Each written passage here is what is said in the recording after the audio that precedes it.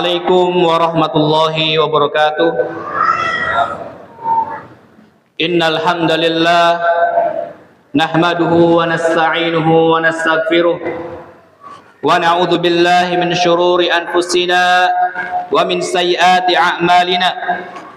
Man yahdihillahu fala mudilla lahu wa man yudlil fala hadiya lahu. Ashhadu an la ilaha illallah wahdahu la syarika lah wa ashhadu anna Muhammadan abduhu wa rasuluh. Wa qala ta'ala ya ayyuhalladzina amanu taqullaha haqqa tuqatih wa la tamutunna illa wa antum muslimun. Wa qala ta'ala ya ayyuhan nasu taqu rabbakumul ladzi khalaqakum min nafsin wahidah wa khalaqa minha zawjaha wa batha minhuma rijalan katsiran wa nisaa'a wattaqullaha alladzi tasaaluna bihi wal arham innallaha kana 'alaikum raqiba. Wa qala ta'ala ya ayyuhalladzina amanu taqullaha wa qulu qawlan sadida yuslih lakum a'malakum wa yaghfir lakum dhunubakum wa may yuti'illaha wa rasulahu faqad faza fawzan 'azima. Amma ba'du, fa inna asdaqal hadithi kitabullah wa khairul hadi hadi Muhammadin sallallahu alaihi wasallam wa syarrul umuri muhdatsatuha wa kullu muhdatsatin fid dini bid'ah wa kullu bid'atin dalalah wa kullu dalalatin finnar. Allahu akbar, Allahu akbar, Allahu akbar. La ilaha illallah wallahu akbar, Allahu akbar walillahil hamd. Masyaallah muslimin rahimani wa rahimakumullah, jamaah salat Idul Adha. Pertama-tama kita panjatkan puji dan syukur kita kepada Allah Subhanahu wa taala, yang mana Allah Subhanahu wa taala telah memberikan kepada kita nikmat dan karunia-Nya, yang mana Allah Subhanahu wa taala memberikan nikmat kepada kita tidak terhingga, sehingga kita tidak bisa menghitung nikmat Allah yang sudah Allah berikan kepada kita. Oleh karena itu jamaah yang dirahmati oleh Allah Subhanahu wa taala, maka gunakanlah nikmat-nikmat yang telah diberikan oleh Allah Subhanahu wa taala dengan sebaik mungkin, dengan hal-hal yang bermanfaat, dengan amal saleh. Dan salawat serta salam kita curahkan kepada baginda kita, Nabi besar kita Muhammad sallallahu alaihi wasallam, beserta keluarganya, beserta para sahabatnya, dan orang-orang yang mengikuti sunnahnya sampai hari kiamat. Allahu akbar, Allahu akbar, Allahu akbar. La ilaha illallah wallahu akbar, Allahu akbar walillahil hamd. Ma'asyiral muslimin rahimani wa rahimakumullah. Ketahuilah, manusia itu adalah makhluk yang suka mencontoh.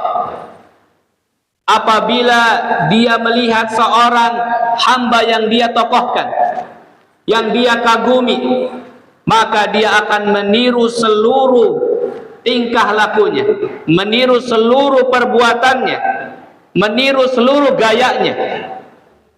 Tapi sayangnya jamaah yang dirahmati oleh Allah SWT, kita berada di masa krisis suri tauladan.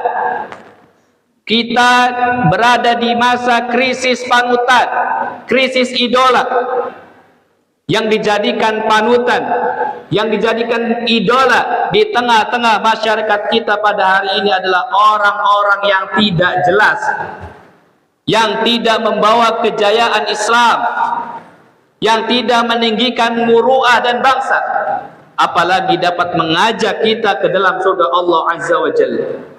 Ma'asyiral muslimin rahimani wa rahimakumullah, kita lihat idola-idola kita pada zaman ini.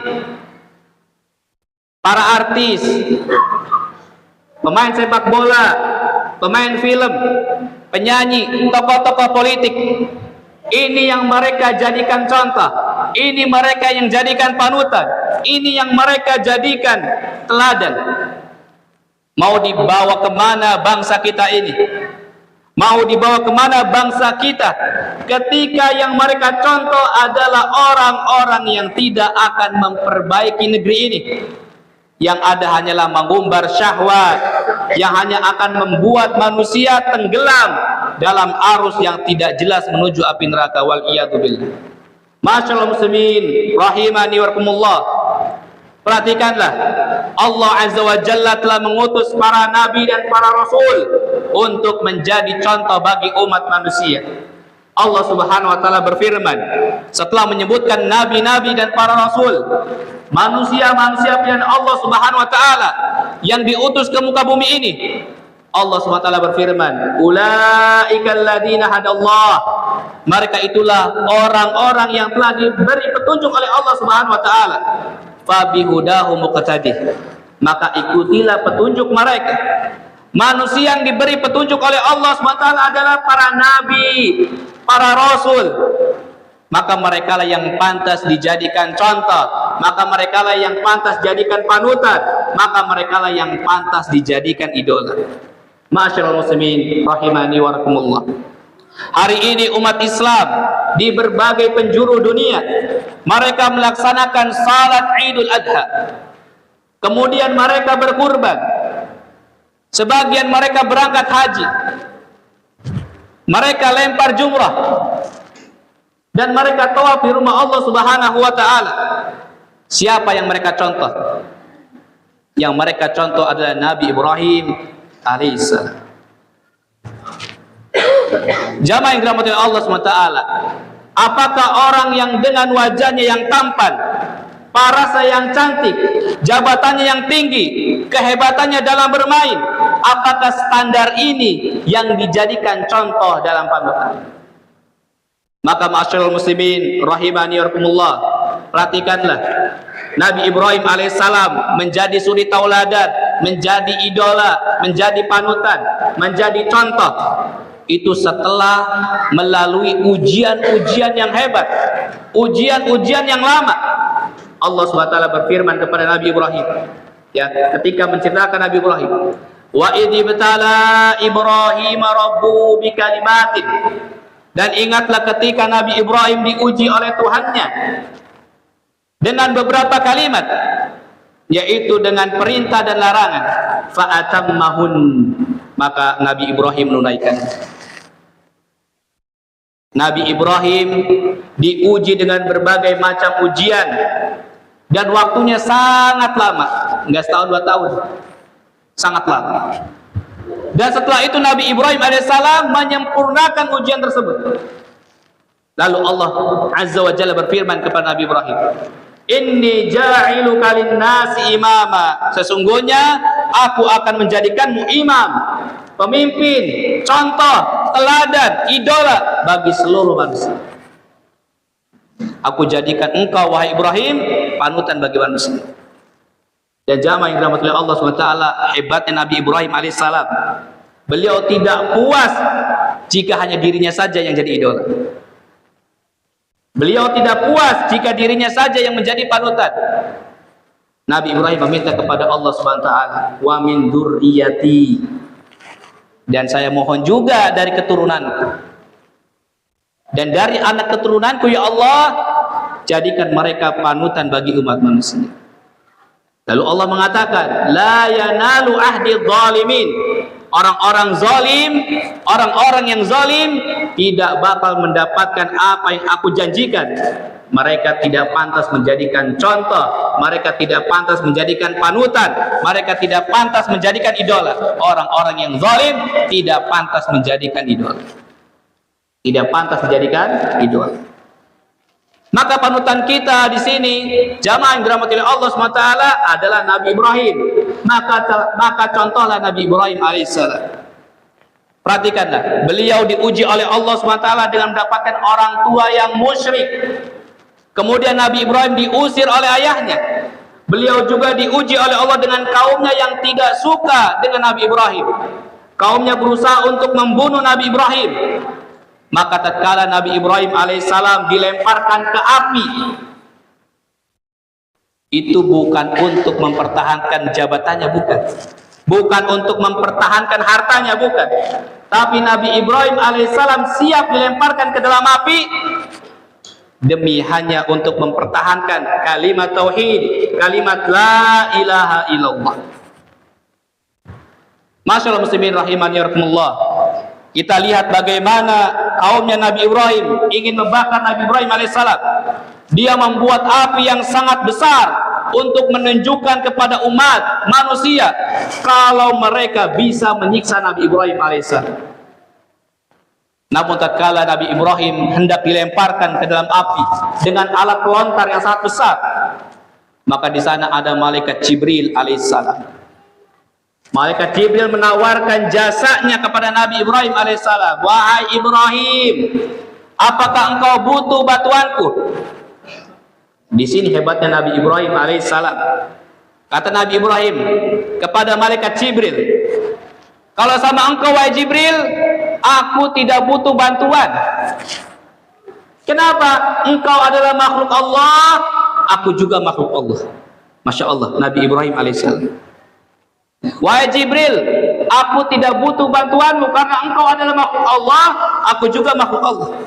Engkau tidak akan bisa berbuat apapun kecuali Allah subhanahu wa ta'ala yang menentukan. Jadi aku tidak butuh bantuan. Yang aku butuhkan sekarang ini adalah bantuan Allah subhanahu wa ta'ala. Maka Nabi Ibrahim mengatakan, hasbunallah wa ni'mal wakil. Cukuplah Allah menjadi penolong kami dan Allah adalah sebaik-baik pelindung. Masyaallah muslimin rahimani rahimakumullah. Apa yang Allah lakukan untuk membantu Nabi Ibrahim alaihissalam? Apakah Allah mengirimkan hujan untuk mematikan api tersebut? Apakah Allah mengirimkan angin untuk mematikan api tersebut? Apakah Allah mengirimkan es untuk mematikan api tersebut? Enggak. Allah yang menciptakan api. Maka Allah mengatakan kepada api tersebut, ya narukuni bardan wassalaman ala Ibrahim. Wahai api, jadilah engkau dingin dan keselamatan untuk Nabi Ibrahim alaihissalam. Masya Allah, pertolongan Allah tidak bisa kita bayangkan.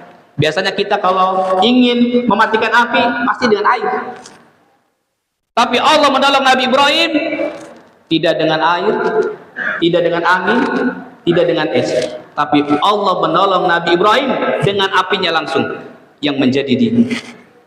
Maka jamaah yang dirahmati oleh Allah SWT, tatkala seorang hamba menyerahkan segala urusannya kepada Allah, maka tidak ada urusan yang besar di dunia ini, semuanya kecil. Semuanya kecil. Kalau kita menyerahkan segala urusan kita kepada Allah Subhanahu wa ta'ala. Jamaah yang dirahmati oleh Allah SWT, apakah selesai ujian bagi Nabi Ibrahim alaihissalam? Tentu tidak. Belum selesai. Nabi Ibrahim alaihissalam diuji meninggalkan negerinya, hijrah. Apakah hijrahnya Nabi Ibrahim alaihissalam landai, bertaburan mawar, bertaburan melati? Tidak. Dalam perjalanannya banyak sekali ujian. Istrinya ditawan oleh raja.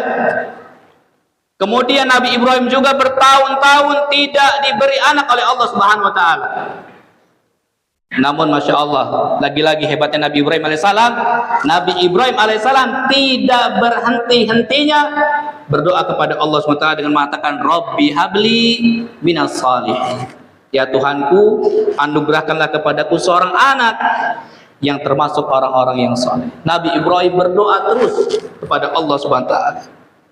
Lihatlah jamaah yang dirahmati oleh Allah Subhanahu wa ta'ala, Nabi Ibrahim tidak henti-hentinya meminta anak sama Allah Subhanahu wa ta'ala. Nabi Ibrahim tidak pernah mengatakan, ya Allah, aku ini nabimu, kenapa aku gak dikasih anak? Nabi Ibrahim tidak mengatakan seperti itu kepada Allah. Tetapi Nabi Ibrahim berdoa, Rabbi habli minas salihin, Rabbi habli minas salihin, terus. Maka ini pelajaran juga bagi jamaah yang dirahmati oleh Allah SWT. Bagi yang lama doanya tidak terkabulkan, tidak dikabulkan. Contohlah Nabi Ibrahim alaihissalam.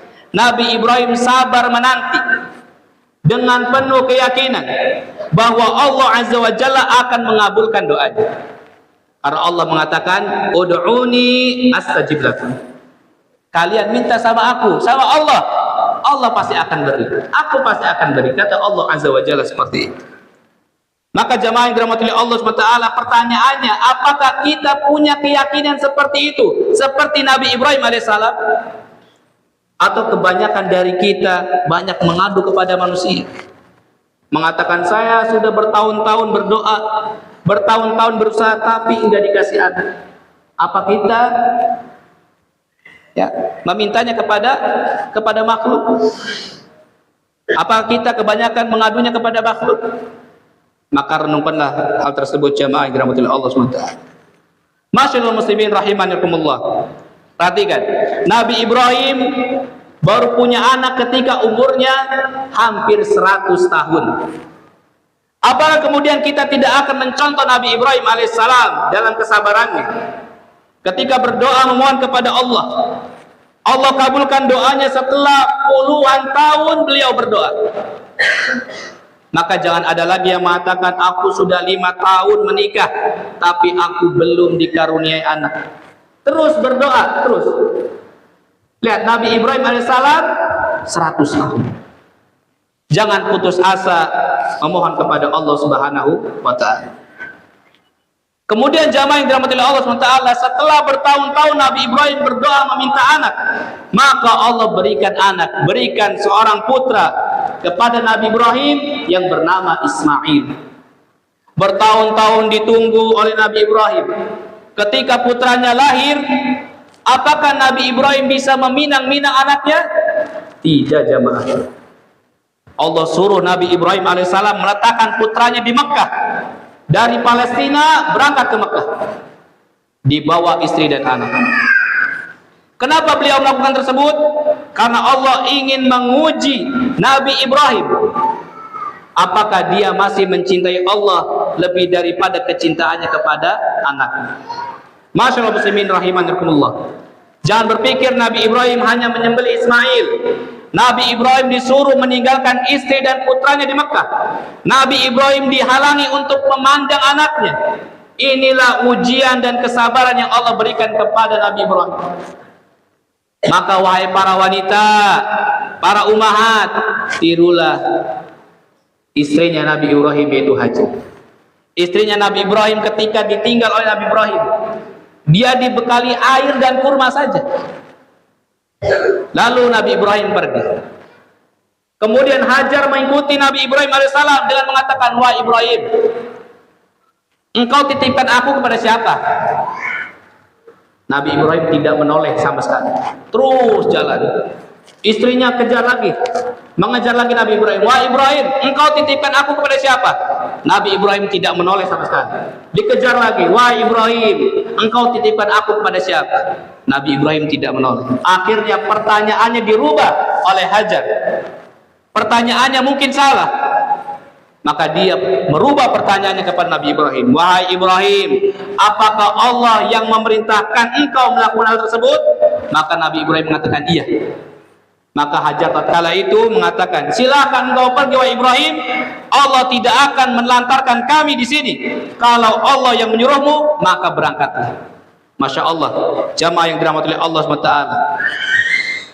Kemudian masyaallah muslimin rahimakumullah, apakah ujian untuk Nabi Ibrahim berhenti? Tidak. Ketika Nabi Ismail sudah remaja, sudah dewasa, Nabi Ibrahim datang ke Mekah untuk mengunjungi anak dan istrinya. Dan Nabi Ibrahim mengatakan kepada anaknya, ya bunayya, inni ara fil manami anni adbauka fandur madza tara. Hai anakku, ini baru ketemu nih, langsung ngomong. Wahai anakku, sesungguhnya aku melihat dalam mimpi bahwa aku menyembelihmu. Baru ketemu, ya. Nabi Ibrahim dapat wahyu untuk menyembelih anak. Maka pikirkanlah apa pendapatmu wahai anakku.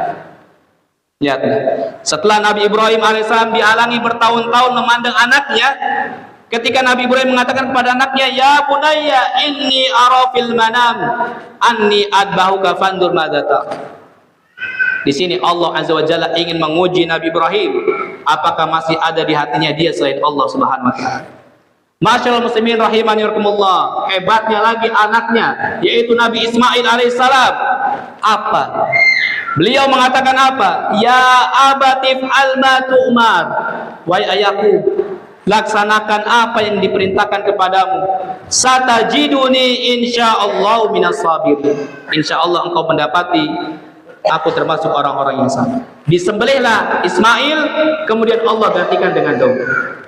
Masyaallah muslimin rahimani rahimakumullah. Maka hari ini kita mencontoh Nabi Ibrahim alaihissalam, bukan menyembelih putra kita, bukan anak kita yang kita korbankan kepada Allah, hanya dari sedikit harta kita dari hewan ternak yang kita kurbankan. Tapi banyak di antara kita yang masih pelit untuk berkurban. Dia cari kambing yang paling kecil, padahal dia bisa membeli seekor sapi. Dia bisa membeli iPhone yang ratusan juta. Dia tidak bisa membeli hewan kurban. Lihatlah jamaah yang dirahmati Allah SWT.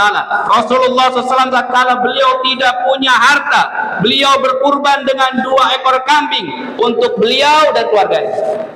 Namun tatkala pintu-pintu rezeki dibuka, maka Rasulullah SAW menyembelih seekor unta di akhir hayat. Masya Allah. Jamaah yang dirahmati Allah SWT, bisakah kita mengorbankan untuk Allah apa yang kita cintai? Maka belajarlah dari Nabi Ibrahim alaihissalam. Ya, putranya lah yang beliau kurbankan. Masya Allah. Masya Allah muslimin rahimanirkumullah. Maka setelah perjuangan yang panjang, Nabi Ibrahim membangun rumah Allah. Setelah itu baru beliau pantas dijadikan sebagai suri tauladan. Allah mengatakan, inni ja'iluka linnasi imama. Sesungguhnya aku akan menjadikanmu imam bagi seluruh manusia.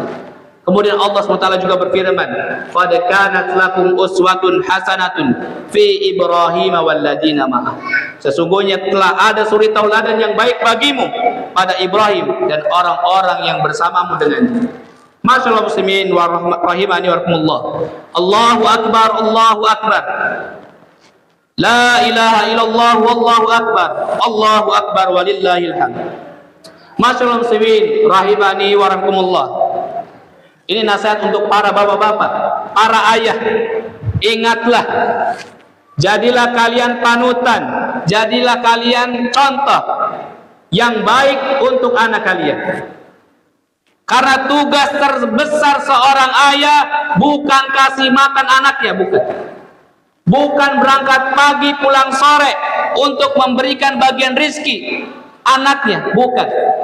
Tugas terbesar seorang ayah adalah menyelamatkan istri dan anaknya dari api neraka.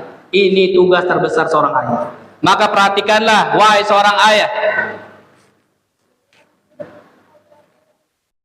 Tugas kita, tugas seorang ayah adalah menyelamatkan anak dan istrinya dari api neraka.